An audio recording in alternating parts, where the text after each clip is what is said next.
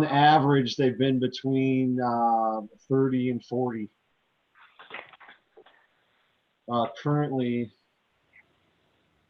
25. we have 25, and so we usually get started right about now, right at 7:30. Right at 7:30. It looks like we have about a minute to go. Yeah.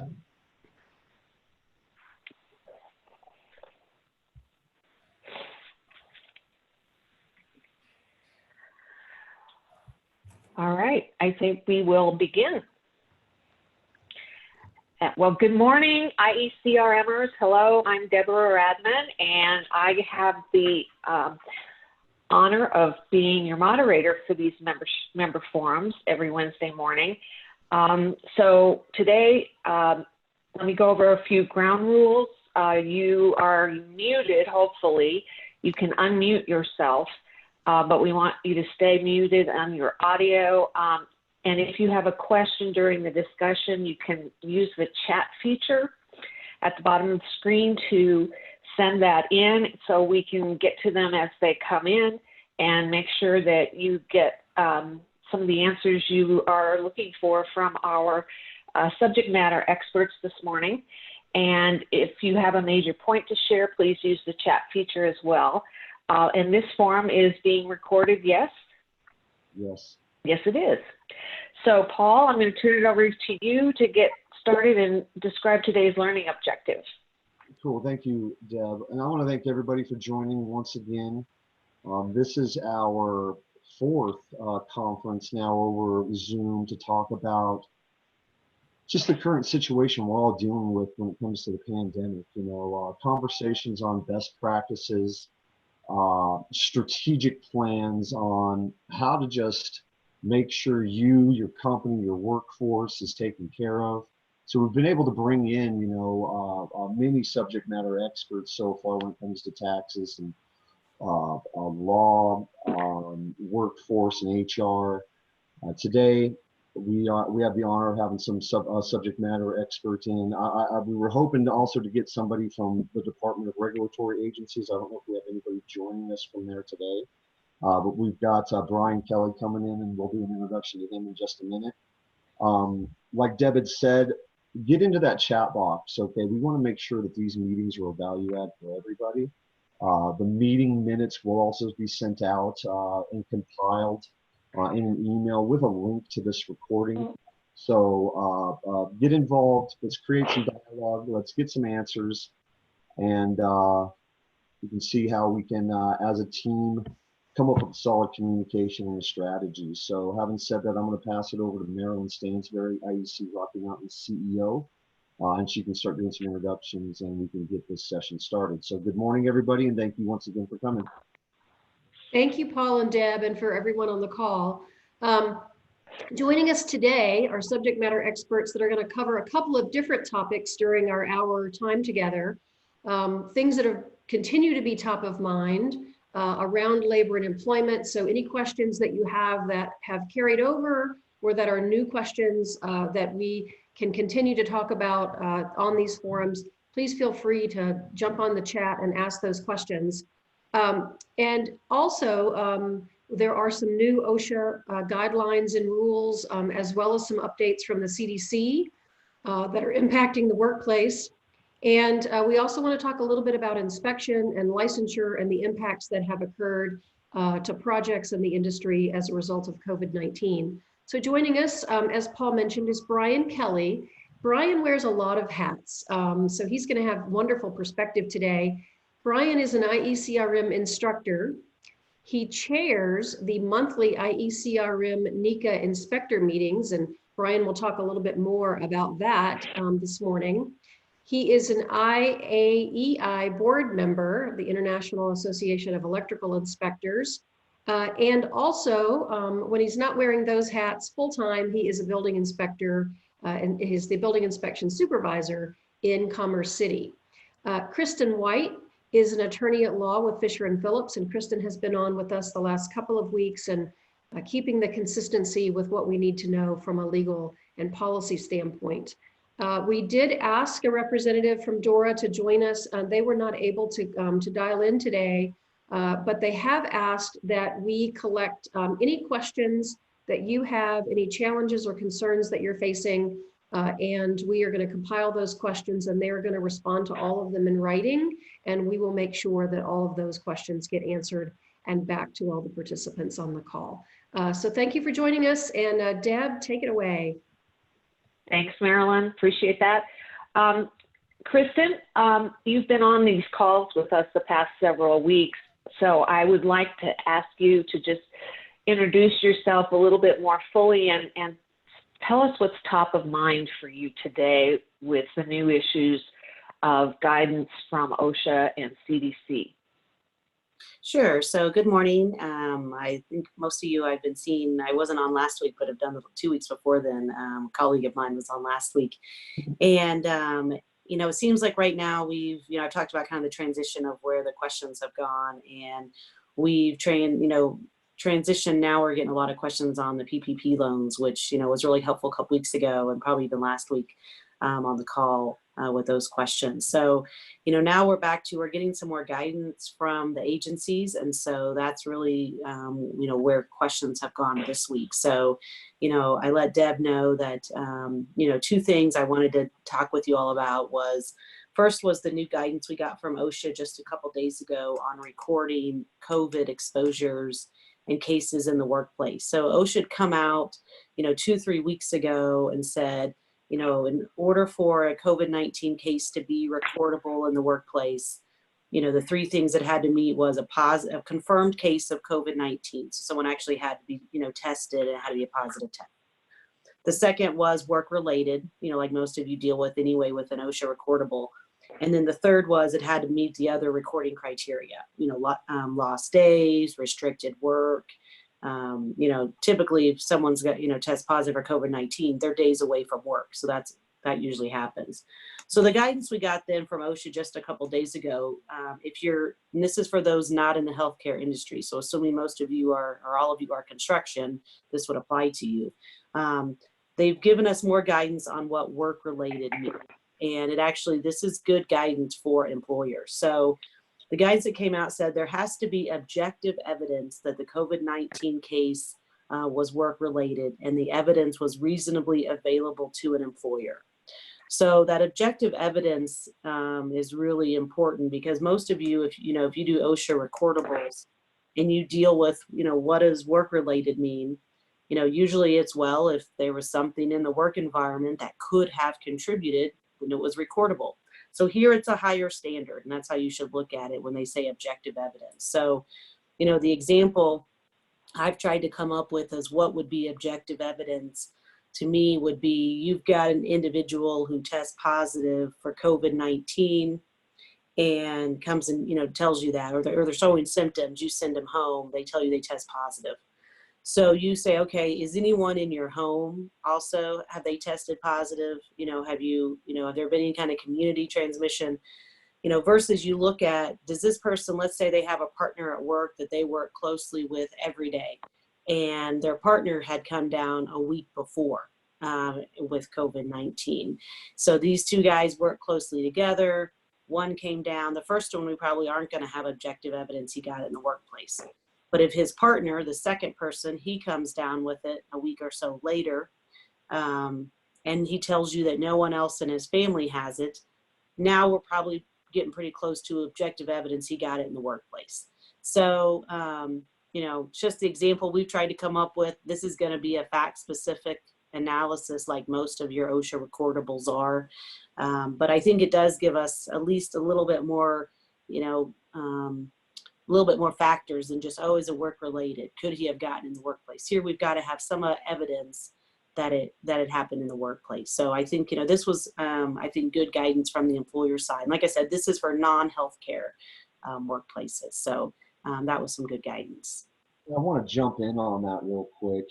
That's really good information, Kristin. I think that's something that, being somebody that's involved in safety out there in the electrical industry, what we do to ensure that we've checked boxes when it comes to safety aspects is we create JSAs and we create work logs so that we can document who's working with who, If there is a protocol, making sure that the protocol is understood by check boxes and signature signage. It's just a great administrative control that if you don't have something like that in place, as far as an electrical contractor or an industry partner, it's not a bad idea to just go ahead and log what your workforce is doing right now and who they're with. So that if something does happen, just as Kristin has mentioned, that we can pinpoint, where that incident happened. When OSHA comes out to do an investigation, they've got the who, what, when, why, where, right? They've got all of those things, and hopefully, when it comes to an OSHA investigation, you have all that documented through some type of administrative control. It's not a bad idea right now if you don't have anything like that in place when it comes to this current situation that we're in. It's not a bad idea to put something together. Mm-hmm. No, that's a really good point, Paul. The other, I think that also having that information helps you from the workers' comp side. When we had the Pinnacle rep on a few weeks ago, I mean, that's, they're looking at it, is it work related? So I think having that evidence is going to be good for them. I just saw, I think it was yesterday, where in Illinois, they've come out saying that they're going to presume for workers' comp that someone gets in the workplace that it's a work, that it's covered by workers' comp. So, we obviously, we don't have anything like that in Colorado right now, but the warning was, this may be where the states start to go. So we could end up with a different analysis for OSHA than we end up with workers' comp. But I think that's, again, that's good evidence to be writing down from the workers' comp side as well. The other kind of legal side of it is, this last week we saw the first wrongful death cases get filed against an employer for COVID-19 exposure in the workplace. Obviously, those are fact specific. An employee should be covered by workers' comp unless there's intentional behavior, which in these cases, they're trying to say that there was some intentional act to get it out of workers' comp. But, obviously that's, the other point of making sure that you've documented the steps you've taken to try to, prevent exposures or reduce exposure, especially with your essential workers.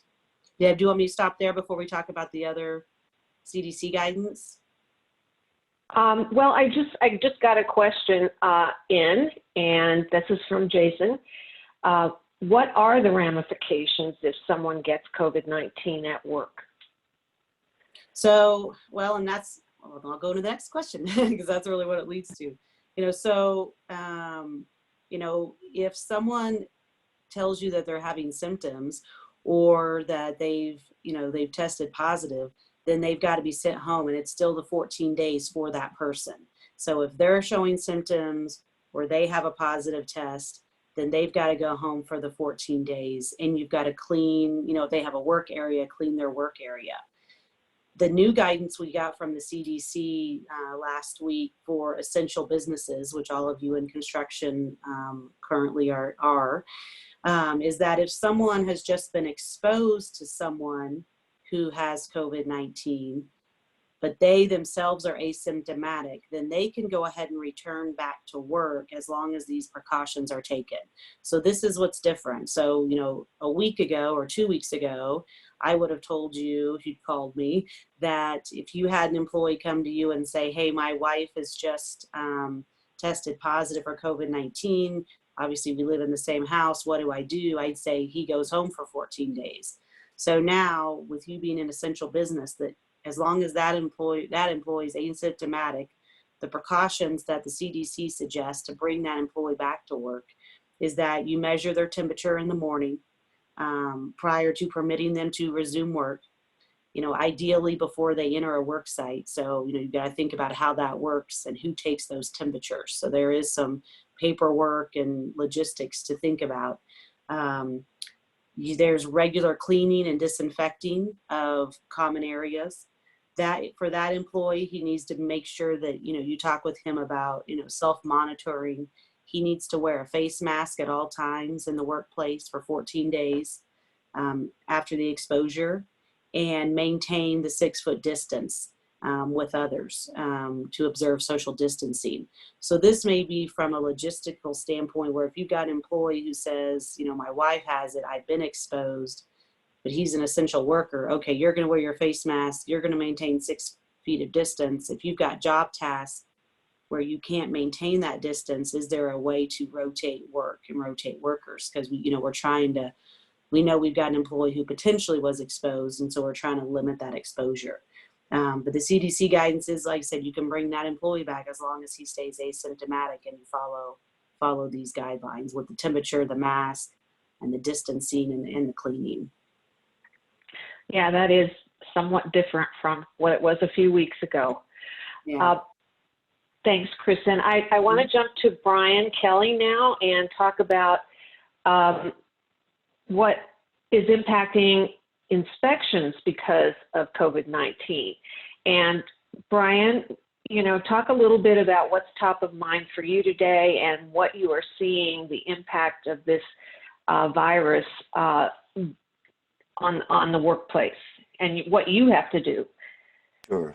So obviously we're experiencing a new normal. For a lot of us, I see Sean down there, and I know that he's also experiencing some of that as well. For my city, everything has changed. We're actually all working from home now, unless we absolutely have to be in the office. If we do, we're not allowed to enter the office. I guess within certain times, they will scan our forehead when we come into the building. We are to wear masks, clean our stations. And I've noticed the trend, at least out in the field, with a lot of these major production builders, that they too are masking up and gloving up and requiring their subs to do the same, or they're sent home. But on our end, things have changed really dramatically for the homeowner versus production builders or commercial jobs, you know, your tenant finishes, that type of thing. We still are doing inspections as normal. We just have different requirements now. We are clearing areas, and this is even for plant services where we have, you know, Suncor or Metro Wastewater. We're clearing the areas for our safety and theirs. But again, it's one of those things where if we have somebody in the building, we turn around, we're done. We are working on video conferencing, and this is something we actually started doing in the very beginning, and we're advised by our city attorney to stop until we got further clarification from the state, as I'm sure a lot of you have been kind of inquiring about. Some cities are doing this right now, and it's at their own risk. We, however, for electrical and plumbing are not. We are doing certain things, very minor things, with a waiver in place. So whether it's a small service change, whether it's a water heater replacement, something very simple. But when it comes to the homeowners, you know, if it's outside, no problem. Anything inside the home is very, very limited. Now, there's other things we are looking at that don't involve our trade in particular. But aside from that, we've been advised, and I can't speak for the state, but with who I have spoken with, it's been ill-advised to not perform these types of inspections because they have nothing to verify or back this up. There's no study, no history behind it. But then I also had another gentleman who also said, well, we're leaving it up to you at this point. So there was nothing in writing at that point, but we did receive something in writing, which I can't disclose yet. But as of the 20th, I'll be able to talk more about that. Other than that, for us, again, I think it's really the stress in the workplace that we're seeing out there. It's really difficult to try to keep these essential guys motivated in a time where they see so many people being able to stay home and they're worried about protecting their families. I know my own mother, she's on oxygen. I worry every day, you know, and so it's definitely a different normal. So going forward at this point, it seems like this is our option for a while, at least having meetings and whatnot. I don't know if any of you guys have any questions or concerns about the types of things that we're doing right now, but feel free. I guess, Brian, I'd like to have you clarify something for me. You said basically the decision to work, and I want to make sure I understood this, to inspect the site is being left up to you. Okay, yes, In pretty most much. cases? Yeah, absolutely. So basically, if and it's actually to whoever is on site. I mean, we have certain protocol that we've put in place for all of our builders and contractors, where we actually require posted signage the day of. And what we're saying is, hey, we want this posted so that our inspection team knows that this has been walked, nobody's inside the building, we're good to go. We're leaving it at their discretion at this point because of safety. Now, of course, they're going to document any of these things. They can't just walk up, turn around, and call it good. We would like to know why. I've got a pretty good team. I'm not really concerned about it. We've had no complaints. And I mean, literally 0 complaints. The complaints that we've been getting are really just about the whole new scheduling process. I mean, we've had to literally turn things around in a matter of weeks where I'm scheduling everybody from home. We didn't have a system in place. There was nothing that the EOC had in place for us. So we did that. So our resulting, everything else is done offsite. And we're still on the archaic paper trail. So there's a lot of paperwork that we actually have to bring back and forth. And that sits for 24 hours before it's touched. So there's a lot to it. But we do give our inspectors the ability to turn away from that inspection. Usually we fee people if they're not following our direction, but we're trying to work with you a little bit. It's only fair, especially when, you know, we've got guys that tell us, hey, it's ready, hey, it's ready. We show up and you got like 16 guys having lunch in the garage. You know, doesn't work out so well. So. Talk a little bit about the NECA IECRM meetings. They're inspector meetings. There's one today. Correct. Right? And yeah, how do the conversations go during those about code enforcement and inspections? Sure, absolutely. And it's again another new normal. And thank you, Paul, for your contribution in this as well. But what we do is we basically meet once a month, really for consistency across the board, because I know what it's like working in one jurisdiction or another, and so likes it this way and the other guy does it this way. And we actually try to meet to have that consistency. Now, I'm not going to say all cities conform, but we do try to get to that new normal where, hey, I don't have to go ahead and worry about what Thornton's doing or what Denver's doing or Aurora. We're trying to pull this together. But when we have new topics, we definitely try to bring that up, bring it to the table. I do know that we have been recording these, and I believe, Paul, you've been posting these minutes? Okay. Yeah, okay, we have, yeah. we have the Yes, minutes. these are recorded, and as well as, yeah, we compile the communications through the chat. Any email links or resources we see come through the chat function, we document those. Fantastic. And send them out to whoever's in attendance or looking forward to them. Well, we definitely, when we meet there, we're, you know, always willing to, you know, see new products. That's what we're trying to get on board with, all the things that are always ever changing in our trade, along with that consistency that we talked about. Any field problems, we try to reach out, you know, to contractors, you guys out in the field. If you guys got issues, we love to hear those, because we do want to bring those to the table. It seems like every week there's something new. So it's a good thing for all of us, because our trade is always changing. I'm pretty sure we're all aware of that. So, hey, Yeah, Dustin. yeah. Yeah, I wanted to jump in on that. Yeah, Brian, thank you so much. And those meetings really are, they're there for consistency within our code enforcement. You know, it's a great conversation. There's a lot of representation from the different jurisdictions that do come there. Now, granted, not all of them come. But it's a great session, and it's a way to check in if you're having questions about a code or an installation or a product, like Brian had said. join us for those meetings, because it's a great bit of information, and I'm sure you'll find it as a value add if you do have questions. So thank you, Brian, for that. I do want to say, Sean, oh, go ahead, Brian. just really quickly, I wanted just to bring up that with this new, obviously, Zoom format, please try to get that word out there, because we literally just blasted this out this week. We had to postpone last month's meeting, so it is kind of imperative to get us back on track and discuss the new things that the jurisdictions are doing, especially with COVID-19, and trying to find out a way to restore the new normal.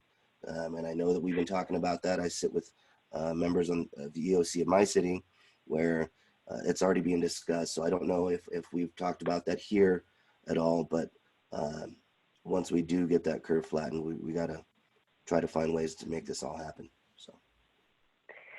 So I'd like to ask Sean Hedrick to talk a little bit about your experience, Sean, because you just sent us in a comment saying it depends on jurisdiction, and you referenced Thornton specifically. Would you like to tell us a little bit more about your experience there? So I've been home for about 3 weeks. I have medical conditions where I was high risk, and they decided to send me at home. I was already teaching at the IECRM online, and was very familiar with the video platforms and such. So we jumped right into providing video inspections. Thornton at this time is not entering any buildings that are occupied. So people's homes, shopping malls, or medical centers that have people in it, our inspectors will not go in, although we have field inspectors out now. We were lucky in that we had started a new platform a few years ago, and all our inspectors were working off of tablets, and could actually be assigned their stuff when they showed up at work in their vehicle, no longer having to go into our building and make connections. Most our supervisory staff are working from home, but we've successfully been able to perform a lot of inspections in areas that were occupied. We're using, one of my favorites is Zoom, Duo, and FaceTime. All I have is an Apple phone, so doing a FaceTime inspection is a little bit more difficult, because if I use Zoom, I can see the whole screen. There's been a lot of webinars out there outside of our state covering procedures. The ICC has sponsored some of those. Arlington, Virginia has 30 inspectors doing nothing but virtual inspections. They have 30-story buildings. They have 5-level parking garages, and they are doing all their inspections remotely at this time. I think in the thousands, they've been doing it. There's places like Shelbyville, Tennessee, that have been doing virtual inspections for over 10 years. So we were experimenting with this a little bit before this started, but now jumping in wholeheartedly. So Brian, are you doing virtual inspections at this time, or what do you see happening in Colorado there?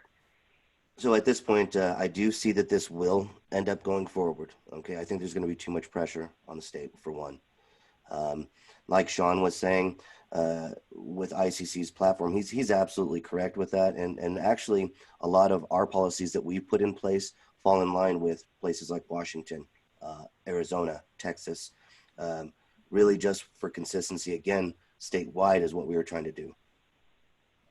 So basically, what we're looking at is this will end up taking place at some point, but electrically, it's really hard to go ahead and do any kind of inspection by video.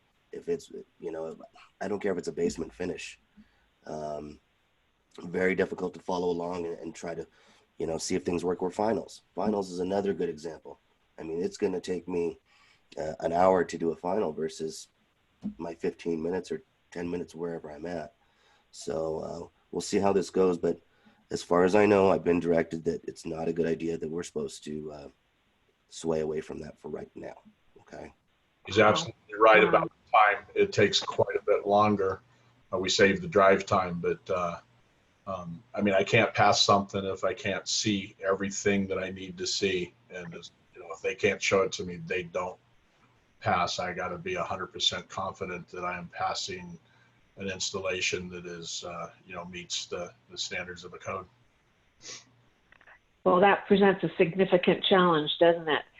I want to mention that Maryland and the IECRM Government Relations Committee continue to work with the state and with DORA on the whole issue of requirements for relicensing and getting your CEU requirements in this year.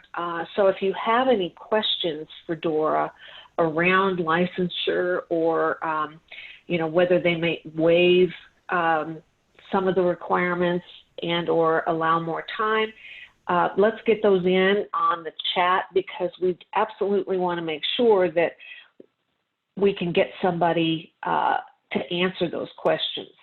I think, Sean, you just asked, has DORA even mentioned anything about this?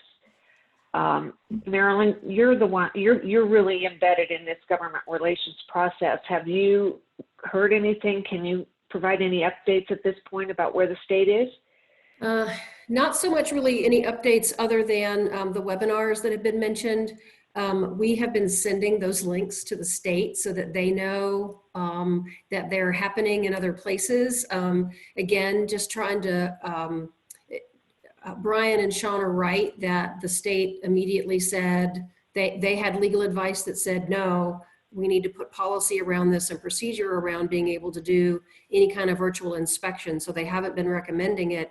But we know that it's happening in other places, and we know that it's been happening for a while in other places. One of the things that I wanted to hear from everyone on the call today is where you are seeing impacts, because we're still, construction work is still going on. So where are the challenges? Where are the barriers? And maybe it's not full on virtual inspection or FaceTime or other means, but where are the blocks that we can maybe at least baby step some of this through with DORA? We're continuing to work with them. Our lobbying team has been in touch with them regularly. We did invite them to be on today, but I think they're probably, I'm sure they're trying to figure this out. And that's why I want to make sure that we can get back with them with some really specific questions. They have in the past during the legislative session been really good about responding to us when we do have conference calls and questions. And if we submit the questions, they will give them back to us with a written. If I could interject, Marilyn, I just wanted to say that they will write you back. So if you guys, like she's saying, if you do have questions, they will respond. It may not be the answers that we're looking for, but it's taken a long time. I know that our attorney put something in 3 weeks ago, and then we just got something back. So I get it. I mean, everybody's working from home and it's a lot slower system, but you're absolutely right. Is everybody aware that the date for the code adoption has moved back? Do you know, Marilyn? No, that was the other question too, is that where are we with, is anything going to happen with code adoption? Is anything going to happen with the CEU requirements in September? And separately, yesterday we got a call from a contractor that is bringing in a team from outside the state to help on a project, and they're coming from a state that isn't a license required, doesn't have required state licensure. So they were trying to figure out what to do, if anything had changed, to fast track being able to get folks on the job site. And of course, we sent them straight to DORA, said no, not that we knew of, but sent them straight to DORA. But I think those are the kinds of things that during this time we're going to start to see more of. And we want to be able to be that facilitator to get information directly to DORA. I've got a couple of questions and a comment. Jason, would you like to add a comment on inspections? Yeah, if I could, I kind of put it in the chat too, and I totally agree that not all inspections are a good fit for virtual and that things can get too complex. A couple things, we've had some luck getting some inspections allow us to hire a third-party inspecting service when the city is not allowing their inspectors to provide those services. And so that could be a win-win. It's an additional expense to the contractor, but it allows us to move projects forward. So just encourage jurisdictions to consider that. And you can ask your jurisdiction if a third-party inspecting service is allowed, because some inspections are complex. What we've found, like in Arizona, I said some example where they've been doing virtual inspections for limited scope projects for several years now. And so one of the things we run into is like a rough grounding inspection. There really isn't that much to see. It's not a very complex inspection. So I wonder, Brian and Sean and others, like, could jurisdictions consider and could the state consider limited scope inspections for electrical? I think it's the one size fits all that probably isn't going to work very well, but there probably are limited scopes that it could be a good fit for. And then the last thing I'd say is charge more. Like, I think cities are probably having trouble with revenue right now because of COVID-19. And as a contractor, we would pay a premium to allow for a limited scope virtual inspection. So I think there's ways we can try to find the win-wins or the common ground, and just encourage people to think outside the box as opposed to one size fits all. And we'd be willing to pay more money. That would be a help for the city. Jason, I just wanted to point out, or at least add to that, we're actually doing your type of inspection, so you're in luck, buddy. But I just wanted to also add that, you know, in our city, we've actually stopped taking in anything from planning, at least through August 1st, especially with oil and gas. There's been a lot of things that had to stop, and we just have a backlog of homeowners, backlog now with planning. So when we turn this corner, we're in for a big surprise. What we're worried about is any kind of slowdown in the industries. That's our biggest concern. Usually when we have that recession, it's just the opposite. But when we're seeing businesses having to shut down before homeowners, it changed everything for us. So just wanted to point that out. Tail wagging the dog right now. Yeah. I want to shift to testing and licensing for a second and ask Dustin to ask his question about code adoption for 2020 in August, and tell us a little bit about what you're thinking with the people that you have scheduled to test. Dustin Green? I understand that the code is still going to be adopted in August, which is fine, but I do have a lot of guys that are scheduled to test and have been scheduled, you know, they since February and have been canceled. So with, you know, lots of every 3 years, everybody wants to take that test towards, you know, before the next code cycle. So I was wondering if DORA has any plans to extend the testing for 2017, or if they still plan on changing it. I haven't heard anything from this point. I believe it's still on track for an August 1st as far as code adoption goes. And then if you're already licensed and have to do your continued education classes, that's still on track for the end of September. I haven't heard anything from DORA yet. We will get those questions over to them if they do have a plan. I don't think that anything's changed as far as that aspect goes. If they can't, and I don't believe there's an online at-home testing service for the journeyman test. I think you do have to show up to one of the testing facilities to get that test administered. I haven't heard anything because they're not expecting people to take those tests right now, but I haven't heard of any extensions on when it comes to licensure.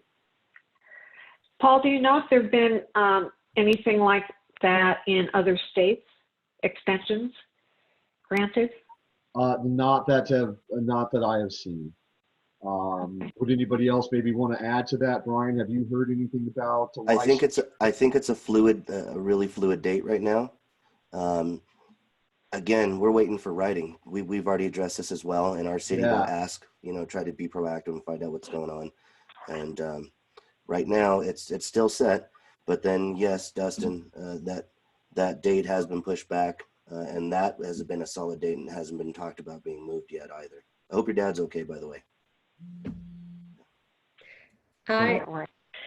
This is Marilyn. I was just going to say, I scanned DORA's website pretty thoroughly last night in preparation for today, and I haven't really seen anything posted about changes anywhere. But again, all of the things that we are talking about today, we can turn into questions. So again, I think DORA's working on it. I think that's what was hard about them even being on the call with us this morning, is because they probably would have answered a lot of, we're working on it.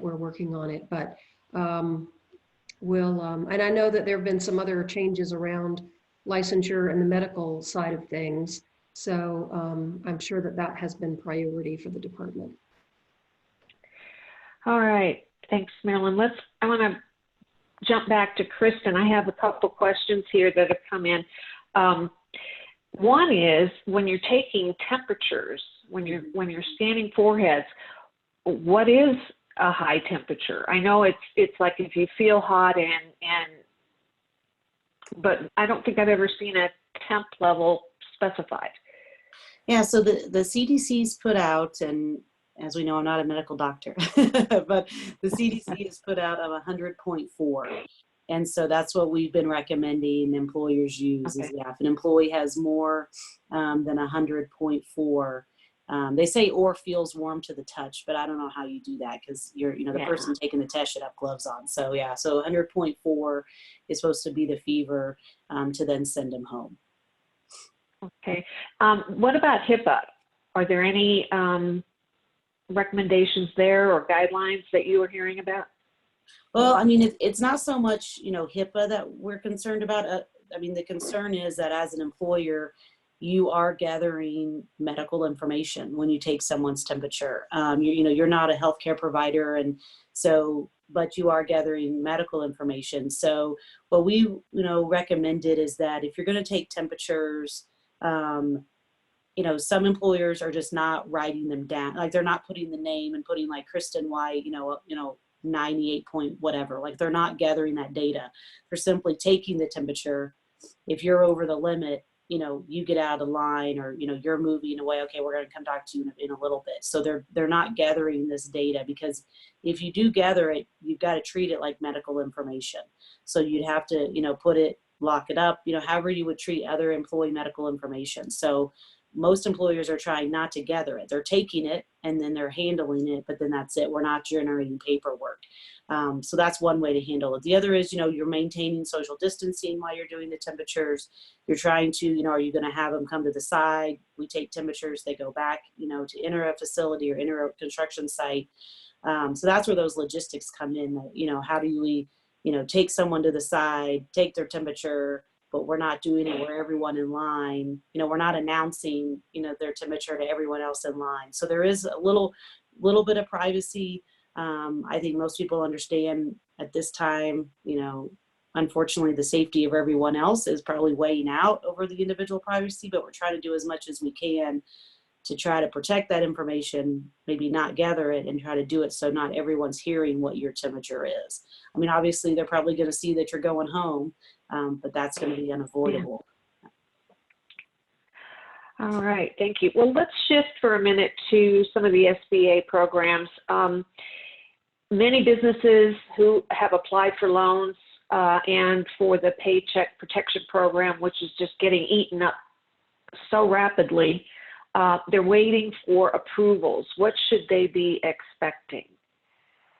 Is it a delay, or I know I've heard of some organizations and small businesses who have gotten approved very quickly, and others who are just waiting. And I just wonder how it's impacting this group. Is anybody, Kristin, do you have any thoughts on that? Just a couple thoughts is, I mean, I've heard from a few clients that applied the first day they were able to, that they finally had gotten some funds this week. So I know there is a delay. I don't know, why some applications seem to be going quicker than others. If that's a bank issue, which bank they've used, which paperwork. But yeah, I have heard this week of some clients that have been getting funds. So I think the money is starting to come out. But yeah, I'd love to hear of other people on their experience here on the call. But I have heard of some people getting funds this week. But it is, it is a week or two. It seems like, at least, anecdotally from what I've heard from some clients, before they're getting funds from the date they apply. Okay. Sean, you mentioned here that you listened to a podcast on this, and that focused on it being a bank issue. Can you elaborate on that a little bit? Sean, did we lose you? Okay. How about PA near CPA? Do you know any? Can you enlighten us a bit? Sure, I can tell you what I've heard, I guess. Definitely seeing a lot of clients who are being notified that they are going to receive the funds, and then B, have some clients who have now actually received them. So that's good that the money's starting to free up. The other thing I guess I would say is what I've heard, and this is anecdotally, but I've heard that the smaller community banks are actually handling this a lot better than the bigger national chains. I think they're just getting more inundated with requests. So we've seen better response out of the community banks. And Sean, back to you now that you got your coffee. Tell us about that podcast you heard. So Clark Howard is just a consumer type expert. I mean, he's on all the news shows, Fox, CNN, and everything. But he says it's all a banking issue. Wells Fargo went through their big lawsuits and stuff, and others are worried that the paperwork has not been nailed down exactly who's responsible if it's fraudulent loans. So some are dragging their feet. But he had stories about some banks moving 300 employees into virtual rooms, processing a lot of this stuff 12 hours a day. The Fed's software is all breaking down. A lot of this stuff is being pushed through by hand, and but it was an excellent podcast. I think it was yesterday's episode, or it would have been Monday's episode. Okay, and that podcast can be found Clark Howard Show on any platform, Apple, whatever. Might be helpful to listen to that once in a while. When we do the summary of the notes today, we can include the link. We'll find it and include the link of today's notes. And I know it's just been interesting over the last few weeks. What we did, one of these conversations that Kristin was on, and it was before all of the before the applications were actually available. We had this call on Wednesday, and you could submit on Friday. And then the next week was a lot of questions about people that had submitted, but then they were having tax implication questions, and there were some additional things that came up that second week. Now that people have been approved for funding, one of the things I'm hearing, the banks struggled, not struggled, but the banks rushed to be able to get the applications in. And now what's happening is people are looking at their closing documents, and banks are collecting additional information that they didn't initially collect in the application, but they are now to get through the closing documents. But I know that there are some people that have received their loans, and again, some that may be waiting. And one of my other questions is, if there's anybody on the call that hasn't yet applied, are there any lessons learned or best practices that we could collectively share for those that still haven't applied but are thinking about it?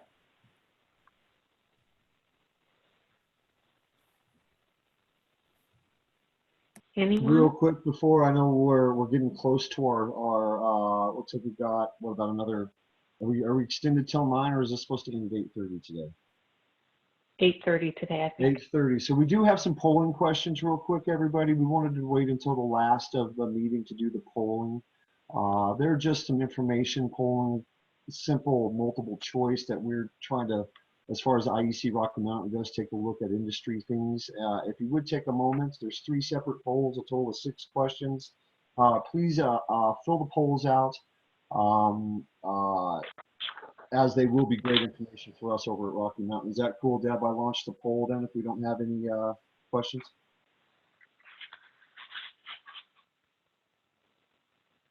I don't. So Paul, I'm not sure how you do the poll. Is I have the anybody polls. else? Okay. But just if now's a good time, I'll go ahead and launch them. Oh yeah, please do. Go ahead. So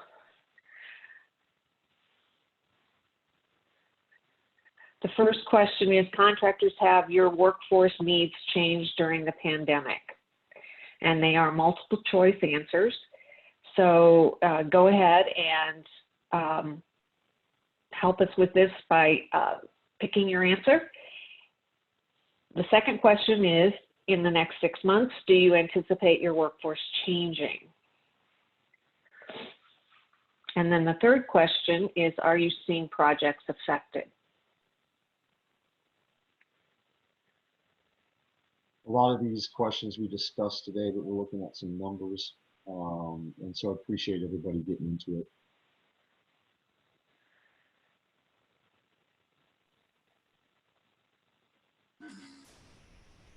Hey, Paul, do you want me to answer on behalf of rep firms or? Everything, yeah. Any Okay. to all parties in attendance today. If you're somebody that is responsible or is tied into your workforce, please jump into that poll.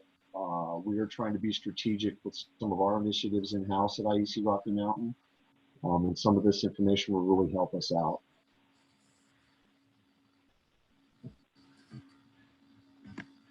We will end the poll. This poll, we've got 2 other polls. This is 3 questions, and then I've got 2 other polls. So let's jump on these. We want to move to the next questions. So this is more contractors. What does your workforce look like currently? What does it look like in 6 months? And what about your projects? Thank you. We've got 16 people attending the poll. We have a total of 41 participants. So if you get a chance to, come on, jump on and give us that information real quick. We want to end this poll here in about another minute or 2. And then we'll Click of the mouse. Yep, just a click of a button.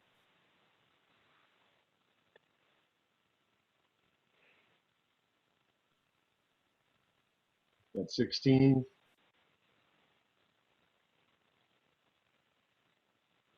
Come on, guys, we need a few more. Few more. Let's get to at least 20. Let's get to half. Let's get half participate. We can. 17, there we go.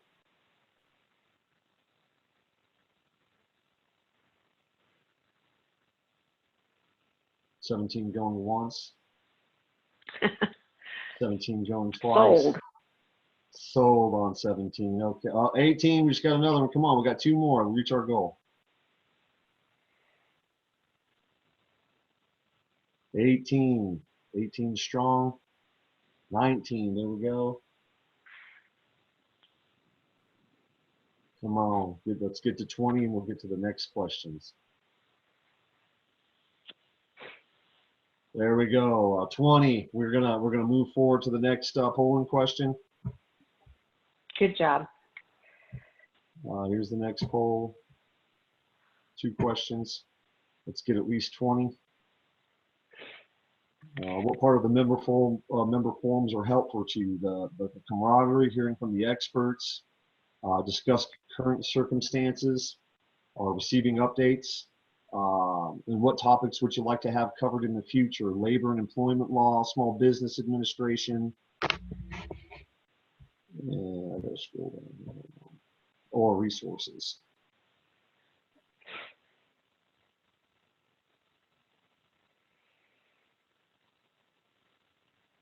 moving a lot faster now. We're already up to 15. Come on.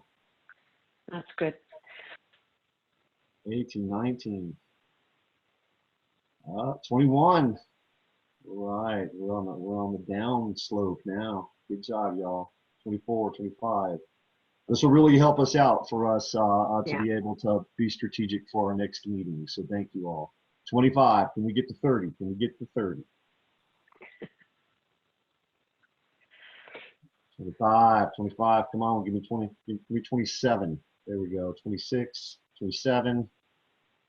Come on, 3 more. 3 more, and we can do it. 3 more, we'll get the next one question in the next poll. Just one. And Paul, I think we're going to need to move along here in a second. Okay, into that poll. Last polling question. Thank you all so much. Here you go. Industry partners, are you seeing projects changing? So that's for our industry partners, not necessarily contractor, but our industry people. So go ahead and chime in. How y'all feel about it?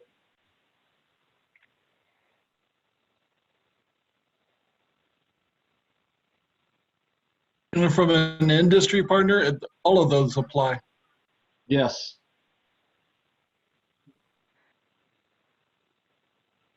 Pretty much. Yeah. Okay, we got 9. Okay, we got 10. Come on, come on. Let's get to 15, and then we're gonna end it. That way we can get on with the end and get you all onto this fantastic. Well, and to David's point, next time on the poll will be all of the above, right, David? Yeah, I think that's probably, thank you, David. That's good input. Okay, polling ending. 16 going once. Okay. Going twice. Poll is ended. Thank you so much. Thank you, Paul. He's sharing the results here, and we'll share this with you in the recap of today's meeting. Kristin, Brian, I want to ask either of you if you have anything more you'd like to add before we wrap up. Nothing else for me, so thanks for having me this week.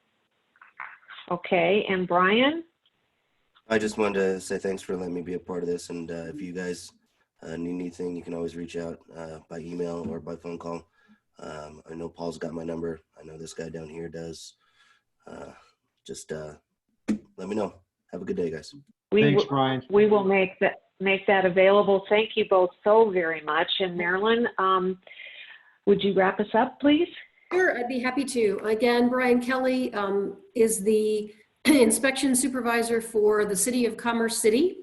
And Kristin White is an attorney at law with Fisher & Phillips, and Fisher & Phillips has very graciously agreed to be part of these on a weekly basis. So we have so much that is ever changing that impacts from a legal and policy and regulatory perspective. So we really appreciate that. And Brian, in addition to that full-time hat, as I mentioned at the beginning of the call, is an IECRM instructor, is on the board of IAEi, the International Association of Electrical Inspectors. And most relevant for today is that he also facilitates the monthly NECA IECRM inspector meetings, local inspector meetings. And there is one today at, is it 11:30 or noon? It's 11. 11, okay. Which will be a Zoom meeting. And we're gonna send out a follow-up email pretty quickly if you're interested in being on that Zoom call at 11 to dialogue directly with other local inspectors. But we really appreciate everybody's time today. And if you would like to be on the distribution list for those meetings, or if you are not getting IECRM's daily emails that some that are very specifically focused on topics of relevance and value right now, please email me, and I'm Marilyn at IECRM.org. Thank you, Deb and Paul. Thanks, Marilyn. Folks, I know we had a couple of late coming questions and couldn't get to them today, but we will try to capture those from the chat notes and provide answers. I want to thank everybody again for your participation today. I hope these continue to be helpful. Taking the polls is really important to us to be able to customize these sessions to meet your needs. And so stay tuned for the recap and the minutes, as well as the recording, and we hope to see you next week, Wednesday morning, bright and early. Thanks, everybody. Stay safe out there, and let us know what you need. We appreciate everybody for joining. And Sean, thank you for being on as well. We appreciated your perspective. Thanks, Sean. As local inspector. And Dustin, thank you Good so stuff. much, man. Good to see you. Thank you all. See y'all later. See you next week.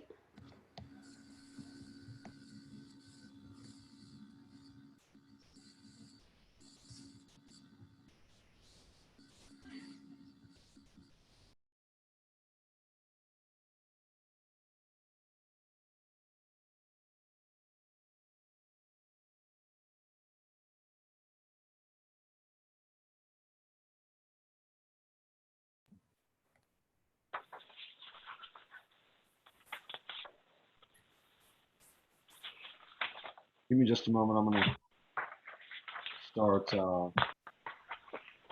removing.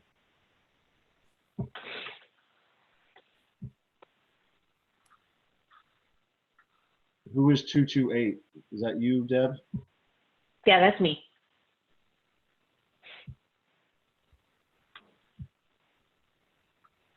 Okay. It looks like who is 308?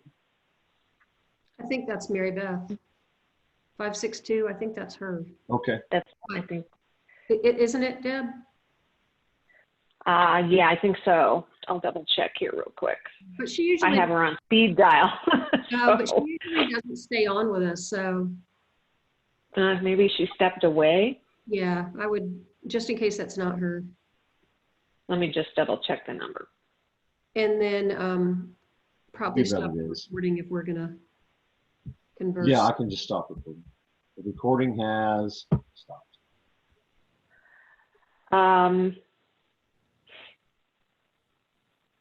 I have